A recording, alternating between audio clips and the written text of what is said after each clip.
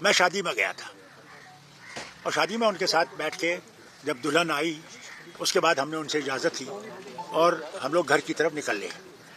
जो ही मैं उस मंडप से बाहर निकला तो मैं चल रहा था, इतने वक्त में मुझे कोई पटाखे की आवाज़ आई। तो मैं समझा ये कोई पटाखा किसी ने शादियों में डालते रहते हैं, तो मैं सोच सकता मेरे पास पटाखा यहाँ पड़ा हो, तो मुझे यहाँ कुछ गर्मी जैसी लगी और मुझे कुछ पता नहीं था।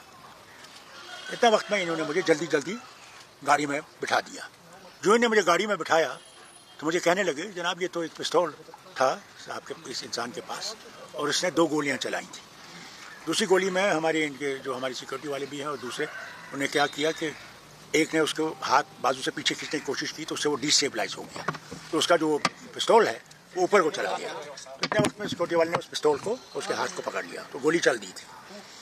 तो मैंने इतना ही सुना। उसके बाद यहाँ आके घर में मुझे कोई भी, न मैं इस आदमी को जानता हूँ न मुझे इस आदमी का कुछ पता है, बिल्कुल नहीं।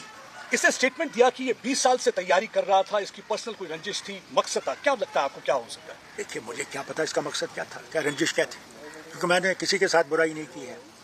जो भी मेरे पास आया, जब मैं वज़ीर आला भी था, वो क्यों ना अपोजिशन का हो, मैंने उससे अपने लोगों से ज़्यादा मोहब्बत की, ज़्यादा उनकी मुश्किलें दूर करने की कोशिश की। मैंने कभी भी दिल में किसी के लिए नफरत पैदा नहीं की है। पता नहीं इसको क्या था, रंजिश क्या थी। लगता है सिक्योरिटी लैब्स है किसी जगह। देखिए ये कहूँ कि सिक्योरिटी लैब्स है, ये तो एक बहुत बड़ा सेंटेंस है। सवाल इस बात का है, इस मैरिज में सारे बड़े बड़े लोग थे, इसलिए पुलिस को इसका एहतियात ख्याल तो रखना चाहिए था, जिसका नहीं था। वहाँ कोई पुलिस का इंतज़ाम था ही नहीं।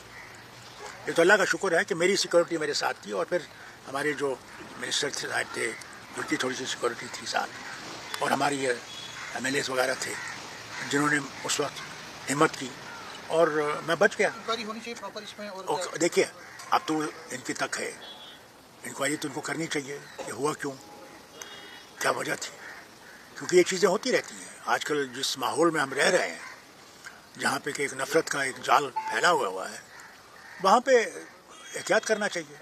सर आपको लगता है लाइसेंस वेपन का जो मिसयूज हो रहा है, आपको लगता है? You see the question here is, सबसे बड़ी ट्रेजेडी ये है, जो वतन में नफरत है ना, उसने जड़ें पकड़ ली हैं। अब उन लोगों के लिए जगह बहुत कम है जो दोस्ती की बात करते हैं, जो एक दूसरे मजहब की मोहब्बत की बात करते हैं।